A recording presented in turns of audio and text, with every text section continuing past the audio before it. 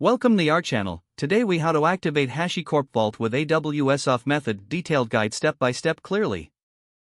First, ensure you have HashiCorp Vault installed and running. Open a terminal window to start the process. Initialize Vault with the command Vault operator in it. Store the unseal keys and the initial root token securely. Next, unseal Vault using the command Vault operator unseal, followed by one of the unseal keys. Repeat this step until Vault is fully unsealed.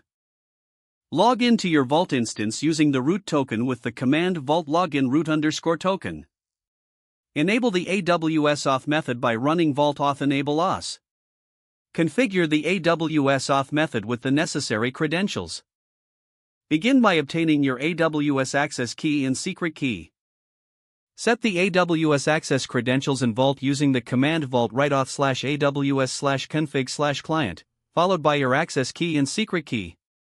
Next, create an AWS role by specifying permissions in a policy file.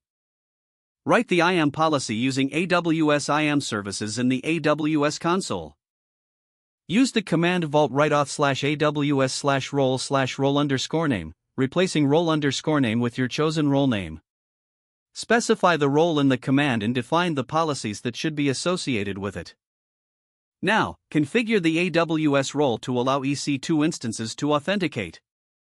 You will need the instance role to be able to assume the IAM role created in the previous step. Generate a new set of credentials for your AWS role using the command vault write-auth/aws/login, along with the role name.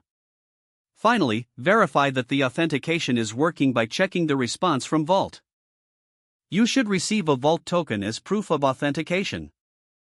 With this token, you can now access secret engines or other Vault features.